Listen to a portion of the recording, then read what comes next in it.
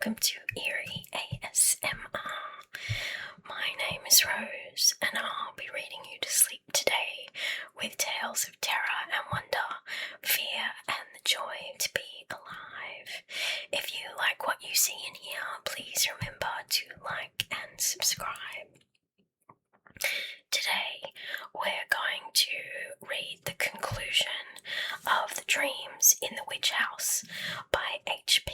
Lovecraft, and I hope you're enjoying it so far.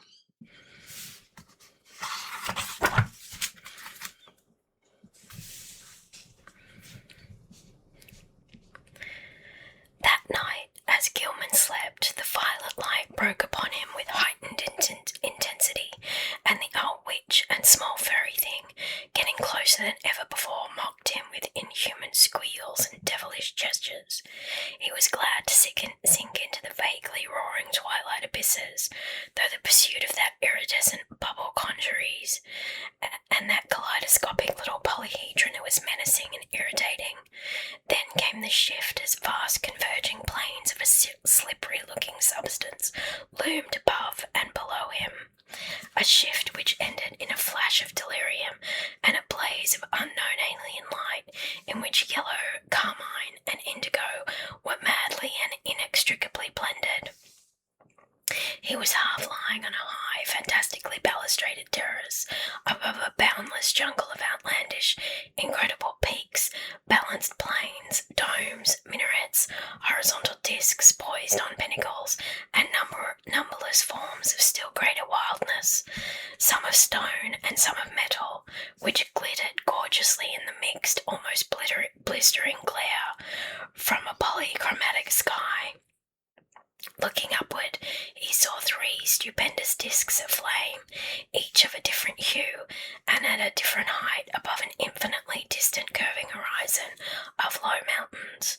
Behind him, tiers of higher terraces towered aloft as far as he could see. The city below stretched away to the limits of vision, and he hoped that no sound would well up from it.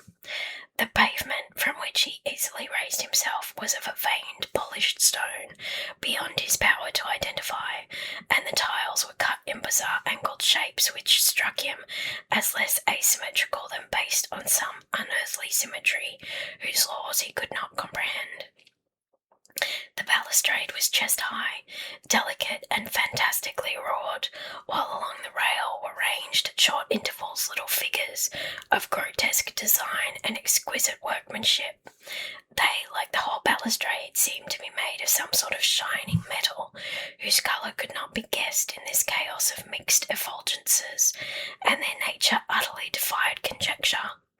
They represented some ridged, barrel-shaped object with thin horizontal arms, radiating spoke-like from a central ring, and with vertical knobs or bulbs projecting from the head and base of the barrel.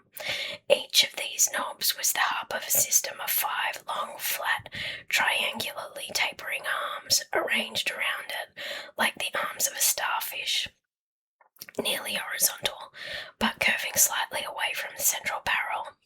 The base of the bottom knob was fused to the long railing, with so delicate a point of contact that several figures had been broken off and were missing.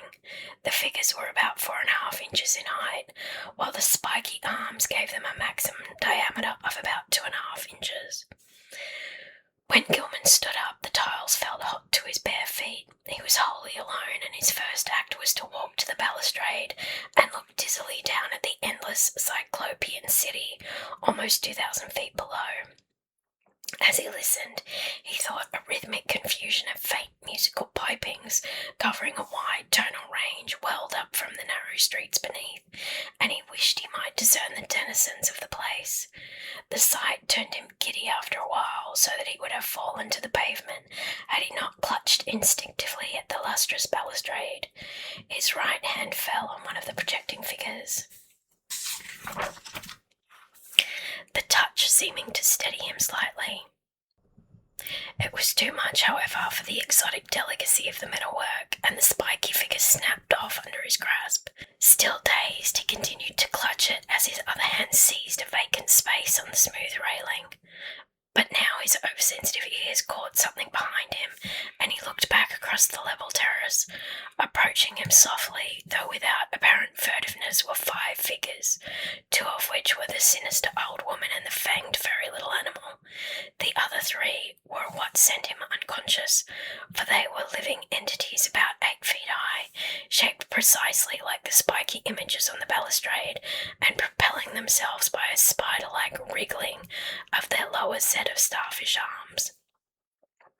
Gilman awaked in his bed, drenched by a cold perspiration, and with a smarting sensation in his face, hands, and feet.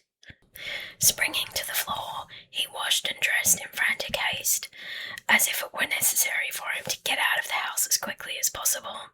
He did not know where he wished to go, but felt that once more he would have to sacrifice his classes. The odd pull toward that spot in the sky between Hydra and Argo had abated, but another of even greater strength had taken its place. Now he felt that he must go north, infinitely north. He dreaded to cross the bridge that gave a view of the desolate island in the Miskatonic, so went over the Peabody Avenue Bridge.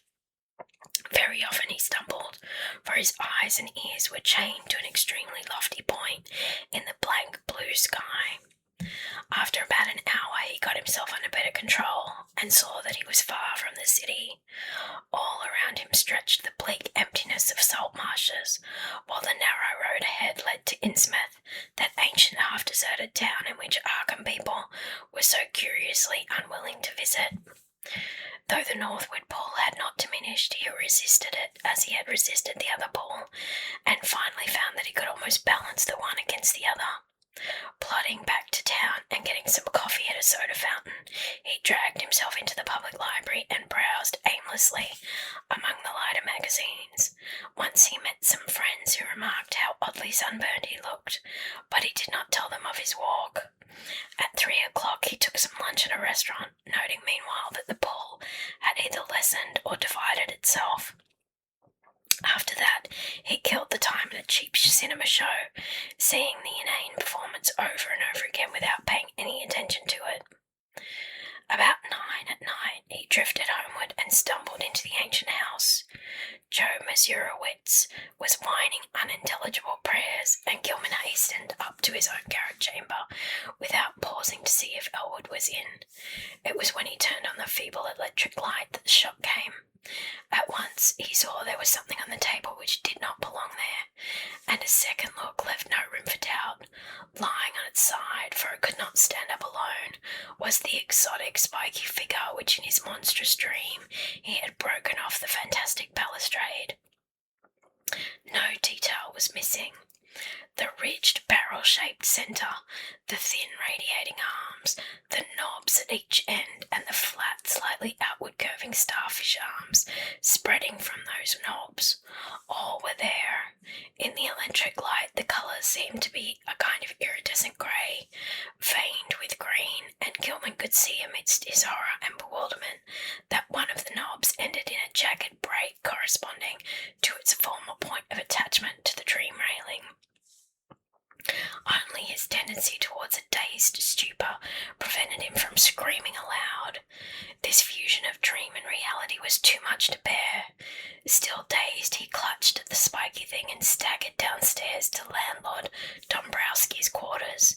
The whining prayers of the superstitious loom fixer were still sounding through the mouldy halls, but Gilman did not mind them now. The landlord was in and greeted him pleasantly. No, he had not seen that thing before and did not know anything about it, but his wife had said she found a funny tin thing in one of the beds when she fixed the rooms at noon, and maybe that was it. Dombrowski called her and she waddled in.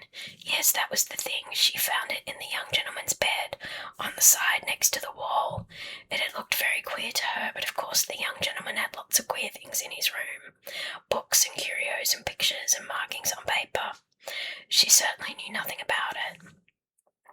So Gilman climbed upstairs again in a mental turmoil, convinced that he was either still dreaming or that his somnambulism had run to incredible extremes and led him to depredations in unknown places. Where had he got this ultra thing? He did not recall seeing it in any museum in Arkham. It must have been somewhere, though. and the sight of it as he snatched it in his sleep must have caused the odd dream picture of the balustraded terrors. Next day he would make some very guarded inquiries and perhaps see the nerve specialist. Meanwhile, he would try to keep track of his somnambulism. As he went upstairs and across the garret hall, he sprinkled about some flour which he had borrowed, with a frank admission as to its purpose from the landlord. He had stopped at Elwood's door on the way, but had found all dark within. Entering his room, he placed the spiky thing on the table, lay down in complete mental and physical exhaustion without pausing to undress. From the closed loft above the slanting ceiling, he thought he heard a faint scratching and batting, but he was too disorganized even to mind it. That cryptical pull from the north was getting very strong again, though it seemed now to come from a lower place in the sky. In the dazzling violet light of dream, the old woman and the fanged furry thing came again, and with a greater distinctness than on any former occasion. This time they actually reached him, and he felt the crone's withered claws clutching at him. He was pulled out of bed and into empty space, and for a moment he heard a rhythmic roaring and saw the twilight amorphousness of the vague abysses seething around him. But that moment was very brief, for presently he was in a crude, windowless little space with rough beams and planks rising to a peak just above his head, and with a curious slanting floor underfoot. Propped level on that floor were low cases full of books of every degree of antiquity and disintegration, and in the centre were a table and a bench, both apparently fastened in place.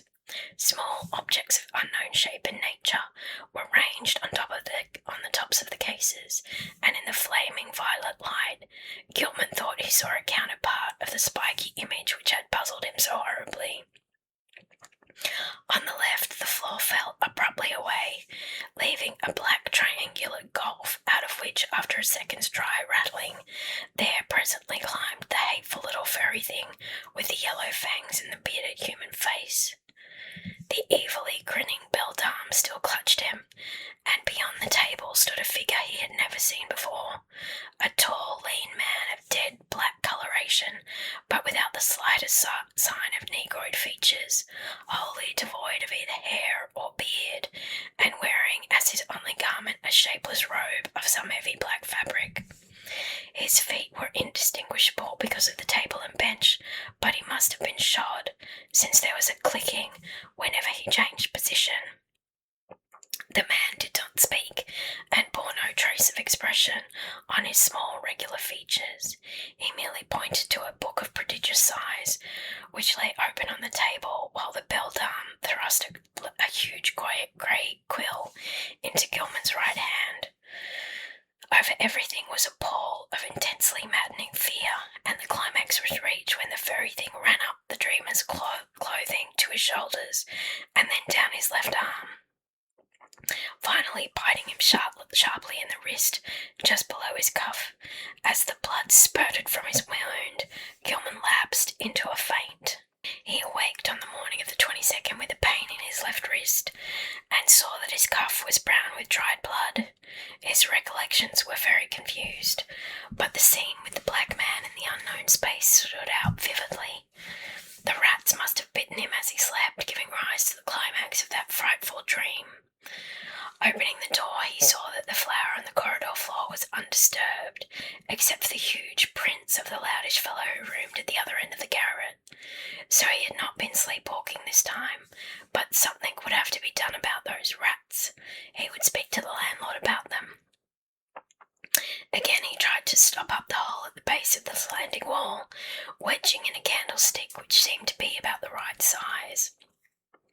His ears were ringing horribly, as with the residual echoes of some horrible noise heard in dreams. As he bathed and changed clothes, he tried to recall what he had dreamed, after the scene in the violet-litten space, but nothing definite would crystallize. In his mind, that scene itself must have corresponded to the sealed loft overhead, which had begun to attack his imagination so violently, but later impressions were faint and hazy. There were suggestions of the vague twilight abysses, and of still vaster, blacker abysses beyond them, abysses in which all fixed suggestions of forms were absent. He had been taken there by the bubble conjuries and the little polyhedron, which always dogged him, but they, like himself, had changed to wisps of milky, barely luminous mist in this further void of ultimate blackness. Something else had gone on ahead, a larger wisp which now and then condensed into nameless approximations of form, and he thought that their progress had not been in a straight line, but rather along the alien curves of spirals of some ethereal vortex which obeyed laws unknown to the physics and mathematics of any conceivable cosmos. Eventually there had been a hint of fast sleeping shadows, of a monstrous half-acoustic pulsing, and of the thin, monotonous piping of an unseen flute, but that was all. Gilman decided he had picked up that last conception from what he had read in the Necronomicon about the mindless entity Azathoth, which rules all time and space from a curiously environed black throne at the centre of chaos. When the blood was washed away, the wrist wound proved very slight, and Gilman puzzled over the location of the two tiny punctures. It occurred to him that there was no blood on the bedspread where he had laid, which was very curious in view of the amount on his skin and cuff. Had he been sleepwalking within his room, and had the rat bitten him as he sat in some chair or paused in some less rational position? He looked in every corner for brownish drops or stains, but did not find any. He had better, he thought, sprinkle flour within the room, as well as outside the door, though, after all, no further proof of his sleepwalking was needed. He knew he did walk, and the thing to do now was to stop it. He must ask Frank Elwood for help. This morning the strange pulls from space seemed lessened, though they were replaced by another sensation, even more inexplicable. It was a vague, insistent impulse to fly away from his present situation, but held not a hint of the specific direction in which he wished to fly. As he picked up the strange, spiky image on the table, he thought of the older northward pull grew a trifle stronger, but even so it was wholly overruled by the newer and more bewildering urge. He took the spiky image down to Elwood's room, steeling himself against the whines of the loom fixer, which welled up from the ground floor. Elwood was in, thank heaven, and appeared to be stirring about. There was a time for little conversation before leaving for breakfast and college, so Gilman hurriedly poured forth an account of his recent dreams and fears. His host was very sympathetic, and agreed that something ought to be done. He was shocked by his guest's drawn, haggard aspect, and noticed the queer, abnormal-looking sunburn which others had remarked during the past week. There was not much, though, that he could say. He had not seen Gilman on any sleepwalking expedition, and had no idea what the curious image could be. He had, though, heard of the French-Canadian who lodged just under Gilman talking to Masurowitz one evening. They were telling each other how badly they dreaded the coming of Walpurgis night, now only a few days off, and were exchanging pitying comments about the poor doomed young gentleman. Desroches, the fellow under Gilman's room, had spoken of nocturnal footsteps, both shod and unshod, and of the violet light he saw one night when he had stolen fearfully up to peer through Gilman's keyhole. He had not dared to peer, he told Masurowitz, after he had glimpsed that light through the cracks around the door. There had been soft talking, too, and as he began to describe it, his voice had sunk to an inaudible whisper. Elwood could not imagine what had set these superstitious creatures gossiping, but supposed their imaginations had been roused by Gilman's late hours and somnolent walking and talking on the one hand, and by the nearness of traditionally feared May Eve on the other hand. That Gilman talked in his sleep was plain, and it was obvious from Desroches' keyhole listenings that the delusive notion of the violent dreamlight had got abroad. These simple people were quick to imagine they had seen any odd thing they had heard about. As for a plan of action, Gilman had better move down to Elwood's room and avoid sleeping below alone. Elwood would, if awake, rouse him whenever he began to talk or rise in his sleep. Very soon, too, he must see the specialist. Meanwhile, they would take the spiky image around to the various museums, and certain professors seeking identification and stating that it had been found in a public rubbish can. Also, Dombrowski must attend to the poisoning of those rats in the walls. Braced up by Elwood's companionship, Gilman attended classes that day. Strange urges still tugged at him, but he could sidetrack them with considerable success. During a free period, he showed the queer image to several professors, all of whom were intensely interested, though none of them could shed any light upon its nature or origin. That night he slept on a couch which Elwood had had the landlord bring to the second-story room, and for the first time in weeks he was wholly free from disquieting dreams. But the feverishness still hung on, and the whines of the loom fixer were an unnerving influence. During the next few days, Gilman enjoyed an almost perfect immunity from morbid manifestations. He had, Elwood said, showed no tendency to talk or rise in his sleep, and meanwhile the landlord was putting rat poison everywhere. The only disturbing element was the talk among superstitious foreigners, whose imaginations had become highly excited. Mezerowitz was always trying to make him get a crucifix, and finally forced one upon him, which he said had been blessed by the good father of Iwanicki. Derosius, too, had something to say. In fact, he insisted that cautious steps had sounded in the now vacant room above him, on the first and second nights of Gilman's absence from it. Paul Chownsky thought he heard sounds in the halls and on the stairs at night, and claimed that his door had been softly tried, while Mrs. Dombrowski vowed she had seen Brown Jenkin for the first time since All Hallows. But such naive reports could mean very little, and Gilman let the cheap metal crucifix hang idly from a knob on his host's dresser. For 3 days, Gilman and Elwood canvassed the local museums in an effort to identify the strange, spiky image, but always without success. In every quarter, however, interest was intense, for the utter alienage of the thing was a tremendous challenge to scientific curiosity. One of the small radiating arms was broken off and subjected to chemical analysis, and the result is still talked about in college circles. Professor Ellery found platinum, iron, and beryllium in the strange alloy, but mixed with these were at least 3 other apparent elements of high atomic weight, which chemistry was absolutely powerless to classify. Not only did they fail to correspond with any known element, but they did not even fit the vacant places reserved for probable elements in the periodic system. The mystery remains unsolved to this day, though the image is on exhibition at the Museum of Miskatonic University. On the morning of April 27, a fresh rat hole appeared in the room where Gilman was a guest, but Dombrowski tinned it up during the day. The poison was not having much effect, for scratchings and scurryings in the walls were virtually undiminished. Elwood was out late that night, and Gilman waited up for him.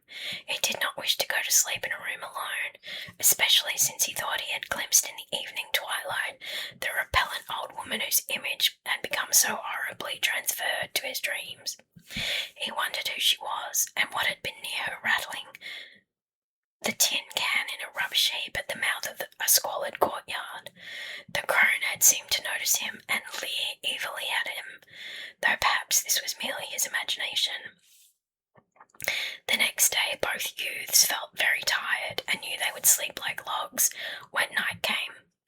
In the evening they drowsily discussed the mathematical studies which had so completely, and perhaps harmfully, engrossed Gilman, and speculated about the linkage with ancient magic and folklore, which seemed so darkly probable. They spoke of old Keziah Mason, and Elwood agreed that Gilman had good scientific grounds for thinking she might have stumbled on strange and significant information. The hidden cults to which which these witches belonged, often guarded and handed down surprising secrets from elder forgotten eons, and it was by no means impossible that Keziah had actually mastered the art of passing through dimensional gates. Tradition emphasises the uselessness of material barriers in halting a witch's motions, and who can say what underlines the old tales of broomstick rides through the night. Whether a modern student could ever gain similar powers from mathematical research alone was still to be seen. Success, Gilman added, might lead to dangerous and unthinkable situations, for who could foretell the conditions pervading an adjacent but normally inaccessible dimension? On the other hand, the picturesque possibilities were enormous. Time could not exist in certain belts of space, and by entering and remaining in such a belt, one might preserve one's life and age indefinitely, never suffering organic metabolism or deterioration except for slight amounts incurred during visits to one's own or similar planes. One might, for example, pass into a timeless dimension and emerge at some remote period of the Earth's history as young as before. Whether anybody had ever managed to do this, one could hardly conjecture with any degree of authority. Old legends are hazy and ambiguous, and in historic times, all attempts at crossing forbidden gaps seem complicated by strange and terrible alliances with beings and messengers from outside. There was the immemorial figure of the deputy or messenger of hidden and terrible powers, the black man of the witch cult, and the Nyarlathotep of the Necronomicon. There was, too, the baffling problem of the lesser messengers or intermediaries, the quasi-animals and queer hybrids which legend depicts as witches' familiars. As Gilman and Elwood retired, too sleepy to argue further, they heard Joe Mazurowitz reel into the house, half drunk, and shuddered at the desperate wildness of his whining prayers. That night, Gilman saw the violet light again. In his dream, he had heard a scratching and gnawing in the partitions, and thought that someone fumbled clumsily at the latch. Then he saw the old woman and the small furry thing advancing towards him over the carpeted floor. The beldame's face was alight with inhuman exultation, and the little yellow-toothed morbidity tittered mockingly as it pointed at the heavily sleeping form of Elwood on the other couch across the room. A paralysis of fear stifled all attempts to cry out. As once before, the hideous groans seized Gilman by the shoulders, yanking him out of bed and into empty space.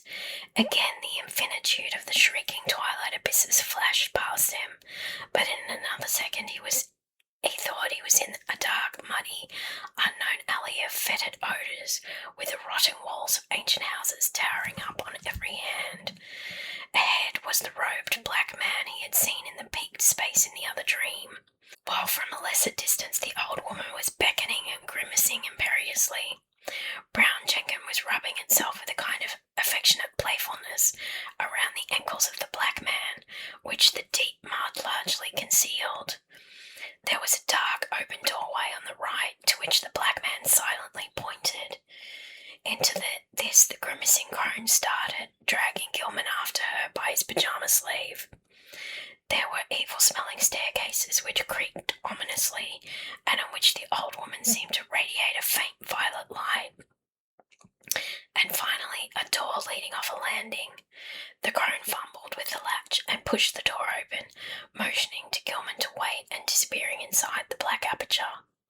The youth's oversensitive ears caught a hideous strangled cry, and presently the beldame came out of the room bearing a small, senseless form, which she thrust at the dreamer as if ordering him to carry it. The sight of this form and the expression on its face broke the spell.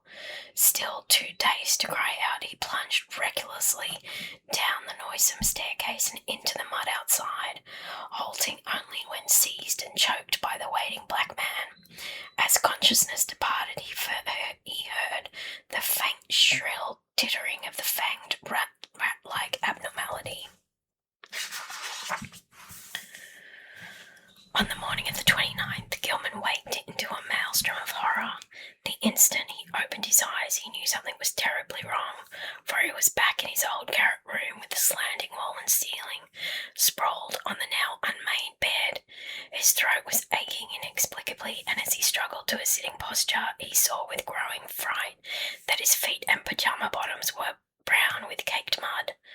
For the moment his recollections were hopelessly hazy, but he knew at least that he must have been sleepwalking. Elwood had been too deeply in slumber to hear and stop him. On the floor were confused, muddy prints, but oddly enough they did not extend all the way to the door.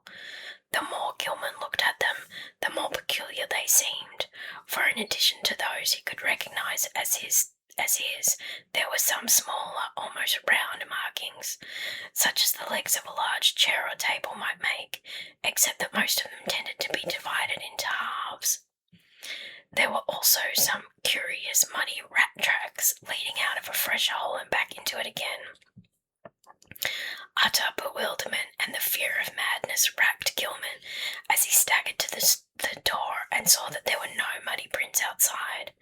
The more he remembered of his hideous dream, the more terrified he felt, and it added to his desperation to hear Joe Mazurowitz chanting mournfully 2 floors below.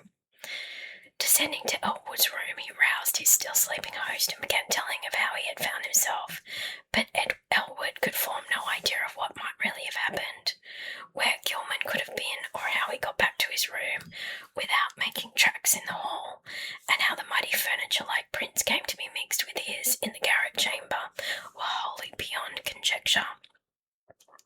Then there were those dark, livid marks on his throat, as if he had tried to strangle himself. He put his hands up to them, but found that they did not even approximately fit. While they were talking, Desroches dropped in to say that he had heard a terrific clattering overhead in the dark small hours.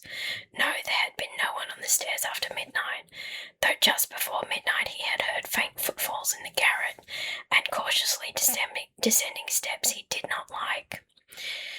It was, he added, a very bad time of year for Arkham. The young gentleman had better be sure to wear the crucifix Joe Mazurowitz had given him. Even the daytime was not safe, for after dawn there had been strange sounds in the house, especially a thin childish wail, hastily choked off. Gilman mechanically attended classes that morning, but was wholly unable to fix his mind on his studies. A mood of hideous apprehension and expectancy had seized him, and he seemed to be awaiting the fall of some annihilating blow. At noon he lunched at the university spa, picking up a paper from the next seat as he waited for dessert. But he never ate that dessert, for an item on the paper's first page left him limp, wild-eyed, and able only to pay his check and stagger back to Elwood's room. There had been a strange kidnapping the night before in Orne's gangway, and the 2-year-old child of a clod-like laundry worker named Anastasia Walechko had completely vanished from sight.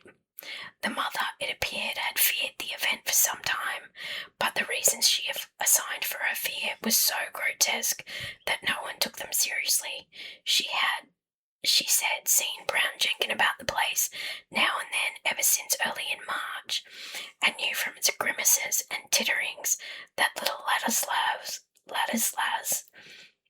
must be marked for sacrifice at the awful Sabbath on Walpurgis night. She had asked her neighbour, Mary Shanak, to sleep in the room and try to protect the child, but Mary had not dared. She could not tell the police, for they never believed such things. Children had been taken that way every year, ever since she could remember, and her friend Pete Stawaki would not help because he wanted the child out of the way anyhow. But what threw Gilman into a cold perspiration was the report of a pair of revellers who had been walking past the mouth of the gangway just after midnight. They admitted they had been drunk, but both vowed they had seen a crazily dressed trio furtively entering the dark passageway. There had, they said, been a huge robed negro, a little old woman in rags, and a young white man in his nightclothes. The old woman had been dragging the youth, while around the feet of the negro a tame rat was rubbing and weaving in the brown mud. sat in a daze all the afternoon, and Elwood, who had meanwhile seen the papers and formed terrible conjectures from them, found him thus when he came home. This time, neither could doubt but that something hideously serious was closing in around them. Between the phantasms of nightmare and the realities of the objective world, a monstrous and unthinkable relationship was crystallizing, and only stupendous vigilance could avert still more direful developments. Gilman must see a specialist sooner or later, but not just now when all the papers were full of this kidnapping business. Just what had really happened was maddeningly obscure, and for a moment both Gilman and Elwood exchanged whispered theories of the wildest kind. Had Gilman unconsciously succeeded better than he knew in his studies of space and its dimensions? Had he actually slipped outside our sphere? 2 points unguessed and unimaginable. Where, if anywhere, had he been on those nights of demoniac alienage? The roaring twilight abysses, the green hillside, the blistering terrace, the pulse from the stars, the ultimate black vortex, the black man, the muddy alley and the stairs, the old witch and the fanged furry horror, the bubble conjuries and the little polyhedron, the strange sunburn, the wrist wound, the unexplained image, the muddy feet, the throat marks, the tales and fears of the supernatural, of the superstitious foreigners. What did all this mean? To what extent could the laws of sanity apply to such a case? There was no sleep for either of them that night, but next day they both cut classes and drowsed. This was April 30th, and with the dusk would come the hellish Sabbath time, which all the foreigners and the superstitious old folk feared. Meserowitz came home at 6 o'clock, and said people at the mill were whispering that the Walpurgis revels would be held in the dark ravine beyond Meadow Hill, where the old white stone stands in a place queerly void of all plant life. Some of them had even told the police and advised them to look there for the missing Walechko child, but they did not believe anything would be done. Joe insisted that the poor young gentleman wear his nickel-chained crucifix, and Gilman put it on and dropped it inside his shirt to humour the fellow. Late at night, the two youths sat drowsy in their chairs, lulled by the rhythmical praying of the loom fixer on the floor below. Gilman listened as he nodded, his preternaturally sharpened hearing seeming to strain for some subtle, dreaded murmur beyond the noises in the ancient house. Unwholesome recollections of things in the Necronomicon and the Black Book welled up, and he found himself swaying to infatus rhythms said to pertain to the blackest ceremonies of the Sabbath, and to have an origin outside the time and space we comprehend. Presently, he realized what he was listening for. The hellish chant of the celebrants in the distant Black Valley. How did he know so much about what they expected? How did he know the time when Nahab and her acolyte were due to bear the brimming bowl which would follow the black cock and the black goat? He saw that Elwood had dropped asleep and tried to call out and waken him. Something, however, closed his throat. He was not his own master. Had he signed the black man's book after all?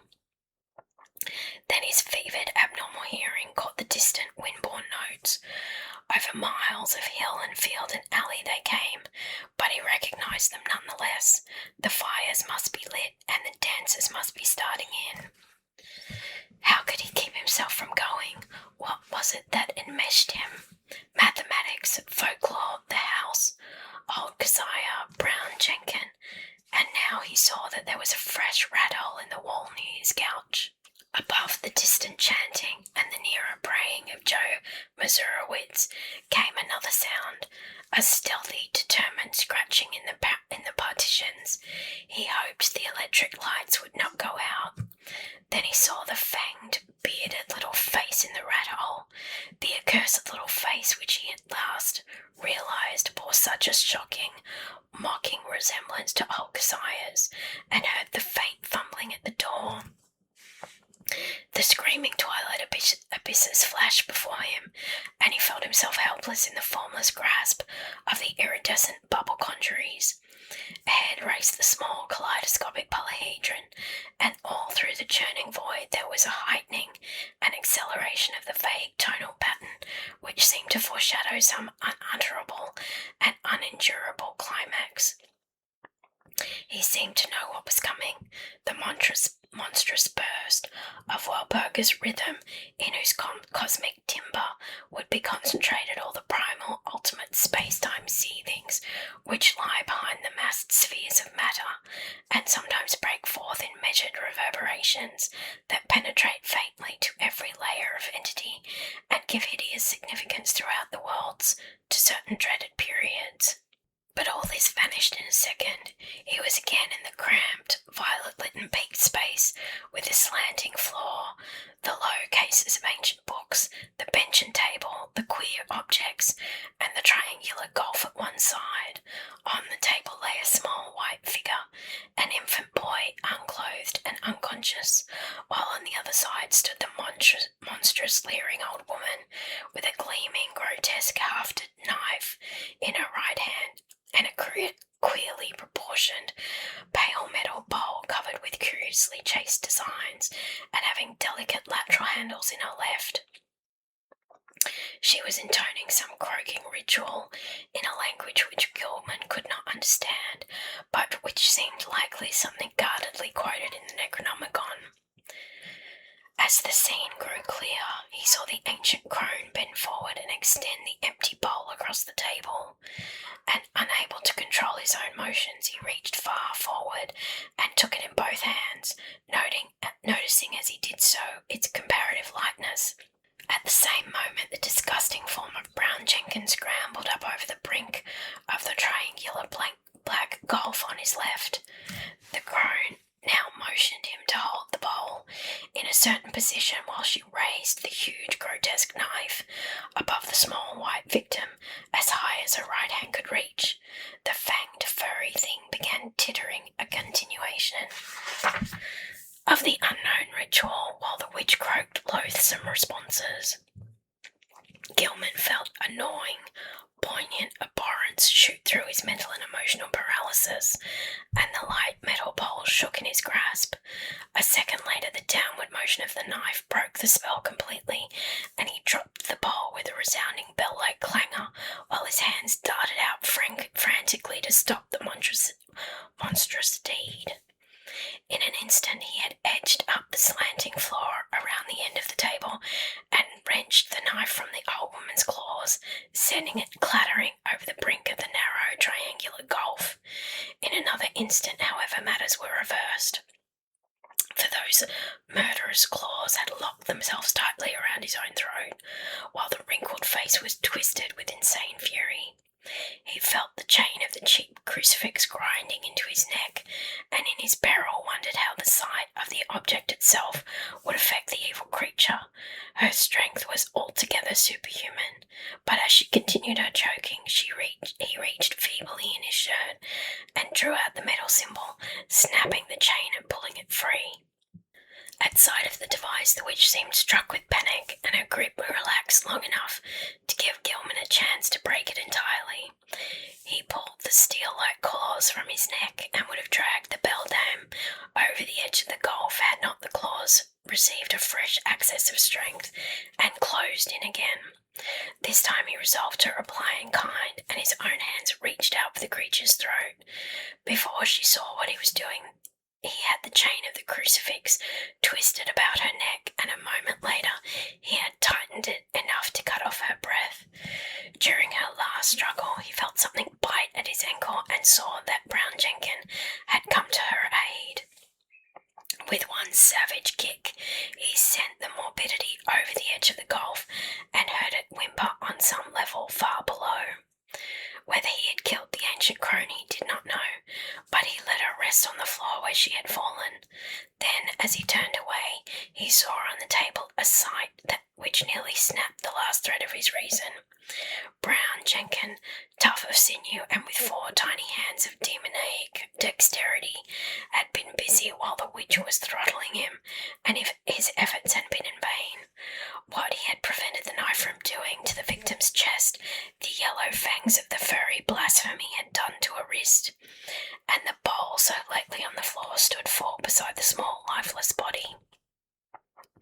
In his dream delirium, Gilman heard the hellish alien rhythmed chant of the Sabbath coming from an infinite distance and knew the black man must be there. Confused memories mixed themselves with his mathematics, and he believed his subconscious mind held the angles which he needed to guide him back to the normal world. Alone and unaided for the first time, he felt sure he was in the immemorially sealed loft above his own room. But whether he could ever escape through the slanting floor or the long-stopped egress, he doubted greatly. Besides, would not an escape from a dream loft bring him merely into a dream house? An abnormal projection of the actual place he sought. He was wholly bewildered as to the relation betwixt dream and reality in all his experiences. The passage through the vague abysses would be frightful, for the Walpurgis rhythm would be vibrating, and at last he would have to hear that hitherto veiled cosmic pulsing, which he so mortally dreaded. Even now he could detect a low, monstrous shaking whose tempo he suspected all too well. At Sabbath time it always mounted and reached through to the worlds to summon the initiate to nameless rites. Half the chants of the Sabbath were patterned on this faintly overhead pulsing, which no earthly ear could endure in its unveiled spatial fullness. Gilman wondered too whether he could trust his instinct to take him back to the right part of space. How could he be sure he would not land on that green-lit hillside of a far planet, on the tessellated terrace above the city of the tentacled monsters, somewhere beyond the galaxy, or in the spiral black vortices of that ultimate void of chaos wherein reigns the mindless demon Sultan Azathoth? Just before he made the plunge, the violet light went out and left him in utter blackness.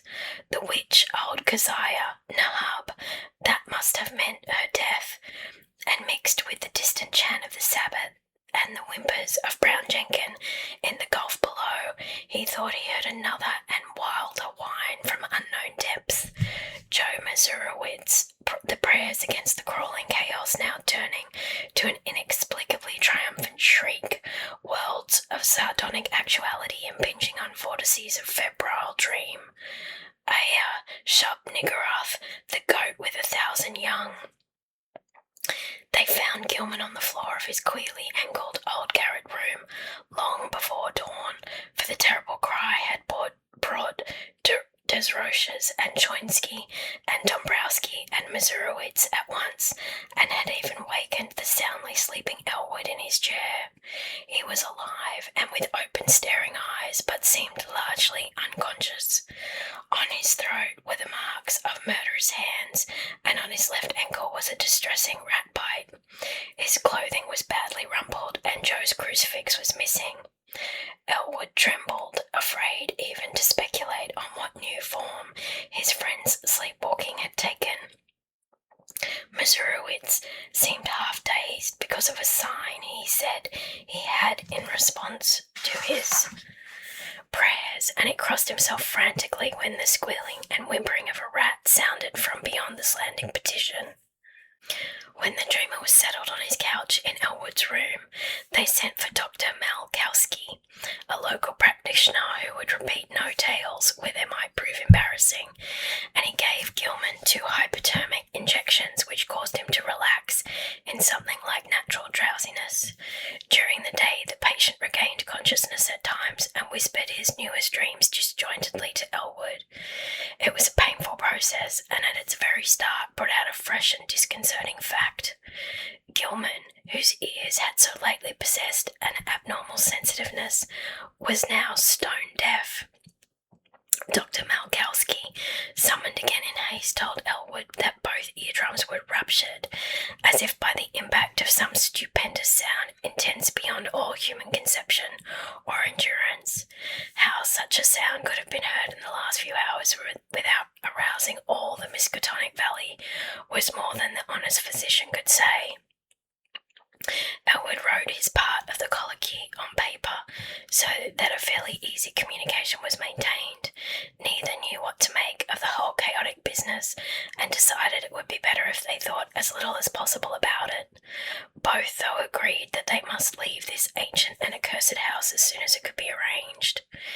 Evening papers spoke of a police raid on some curious revellers in a ravine beyond Meadow Hill, just before dawn, and mentioned that the white stone there was an object of age-long superstitious regard. Nobody had been caught, but among the scattering fugitives had been glimpsed a huge negro. In another column, it was stated that no trace of the missing Ladislas Wallachko had been found. The crowning horror came that very night. Elwood will never forget it, and was forced to stay out of college the rest of term because of the resulting nervous breakdown. He had thought he heard rats in the petitions all the evening, but paid little attention to them. Then, long after both he and Gilman had retired, the atrocious shrieking began. Elwood jumped up, turned on the lights, and rushed over to his guest's couch. The occupant was emitting sounds of a veritably inhuman nature, as if racked by some torment beyond description. He was wreathing under the bedclothes, and a great red stain was beginning to appear on the blankets. Elwood scarcely dared to touch him, but gradually the screaming and wreathing subsided. By this time, Dombrowski, Joinski, Desroches, Mazurowitz, and the top-floor lodger were all crowding into the doorway, and the landlord had set his wife back to telephone for Dr. Malkowski. Everybody shrieked when a large rat-like form suddenly jumped out from beneath the ensanguined bedclothes and scuttled across the floor to a fresh open hole close by. When the doctor arrived and began to pull down those frightful covers, Walter Gilman was dead. It would be barbarous to do more than suggest what had killed Gilman. There had been virtually a tunnel through his body. Something had eaten his heart out. Dombrowski, frantic at the failure of his constant rat-poisoning efforts, cast aside all thought of his lease, and within a week had moved with all his older lodgings to a dingy but less ancient house in Walnut Street. The worst thing for a while was keeping Joe Mazurowitz quiet, for the brooding loom fixer would never stay sober, and was constantly whining and muttering about spectral and terrible things. It seems that on that last hideous night, Joe had stooped to look at the crimson rat tracks which led from Gilman's couch to the nearby hole. On the carpet they were very indistinct, but a piece of open flooring intervened between the carpet's edge and the baseboard. There Mazurowitz had found something monstrous, or thought he had, for no one else could quite agree with him, despite the undeniable queerness of the prints. The tracks on the flooring were certainly vastly unlike the average prints of a rat, but even Joinski and Desroches would not admit that they were like the prints of 4 tiny human hands. The house was never rented again. As soon as Dombrowski left it, the pall of its final desolation began to descend, for people shunned it both on account of its old reputation and because of the new fetid odour. Perhaps the ex-landlord's rat poison had worked after all, for not long after his departure the place became a neighbourhood nuisance. Health officials traced the smell to the closed spaces above and beside the eastern garret room and agreed that the number of dead rats must be enormous. They decided, however, that it was not worth their while to hew open and disinfect the long-sealed spaces, for the fetor would soon be over, and the locality was not one which encouraged fastidious standards. Indeed, there were always vague local tales of unexplained stenches upstairs in the witch house just after May Eve and Hollow Mass. The neighbours grumblingly acquiesced in the inertia, but the fetor nonetheless formed an additional count against the place. Toward the last, the house was condemned as an habitation by the building inspector. Gilman's dreams and their attendant circumstances have never been explained. Elwood, whose thoughts on the entire episode are sometimes almost maddening, came back to college the next autumn and graduated in the following June. He found the spectral gossip of the town much diminished, and it is indeed a fact that, notwithstanding certain reports of a ghostly tittering in the deserted house which lasted almost as long as that edifice itself, no fresh appearances either of old Keziah or of Brown Jenkin have been muttered of since Gilman's death. It is rather fortunate that Elwood was not in Arkham in that later year when certain events abruptly renewed the local whispers about elder horrors. Of course, he heard about the matter afterwards and suffered untold torments of black and bewildered speculation, but even that was not as bad as actual nearness and several possible sights would have been. In March 1931, a gale wrecked the roof and great chimney of the vacant witch house, so that a chaos of crumbling bricks, blackened, moss-grown shingles, and rotting planks and timbers crashed down into the loft and broke through the floor beneath.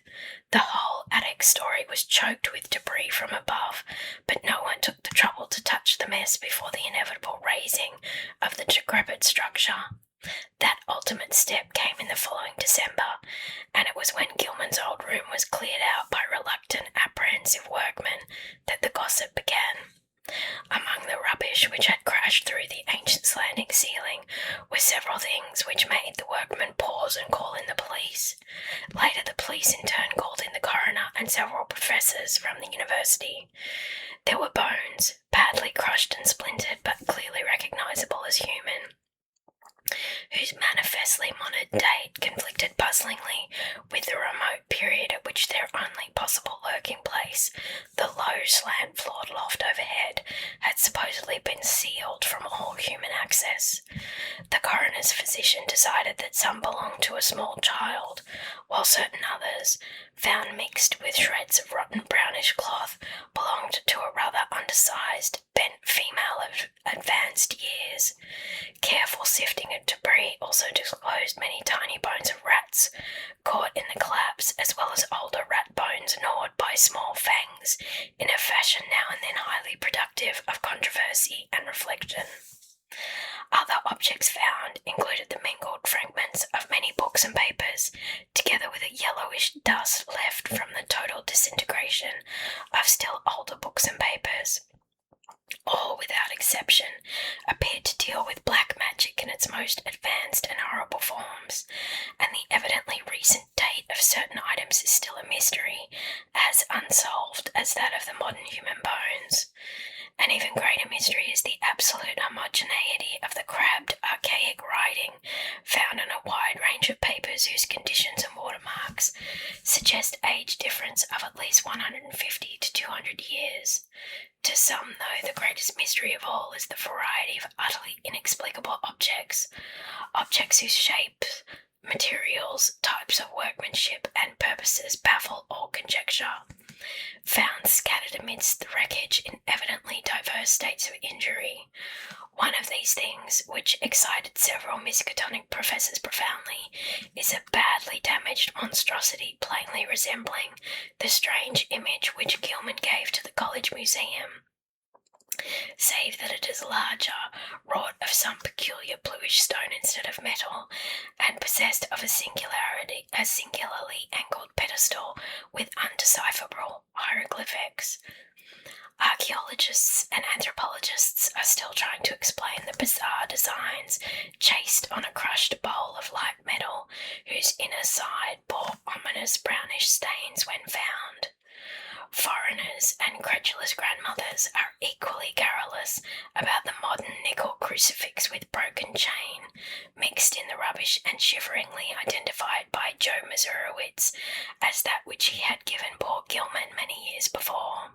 Some believe this crucifix was dragged up to the sealed loft by rats, while others think it must have been on the floor in some corner of Gilman's old room all the time. Still others, including Joe himself, have theories too wild and fantastic for sober credence.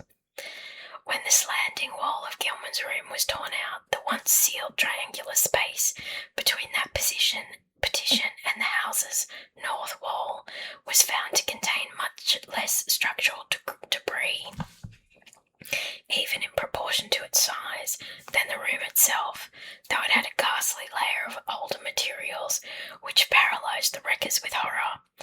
In brief, the floor was a veritable ossuary of the bones of small children, some fairly modern, but others extending back in infinite gradations to a period so remote that crumbling was almost complete. On this deep bony layer rested a knife of great size, obvious antiquity and grotesque, ornate and exotic design, above which the debris was piled. In the midst of this debris, wedged between a fall plank and a cluster of cemented bricks from the ruined chimney, was an object destined to cause more bafflement, veiled fright, and openly superstitious talk in Arkham than anything else discovered in the haunted and accursed building. This object was a partly crushed skeleton of a huge diseased rat, whose abnormalities of form are still a topic of debate and source of singular reticence among the members of Miskatonic's Department of Comparative Anatomy. Very little concerning this skeleton has leaked out, but the workmen who found it whisper in shocked tones about the long brownish hairs with which it was associated. The bones of the tiny paws, it is rumoured, imply prehensile characteristics more typical of a diminutive monkey than of a rat, while the small skull with its savage yellow fangs is of the utmost anomalousness, appearing from certain angles like a miniature, monstrously degraded parody of a human skull. The workmen crossed themselves in fright when they came upon this blasphemy, but later burned candles of gratitude in St. Stanislaus church because of the shrill, ghostly tittering they felt they would never hear again. I hope you liked the story.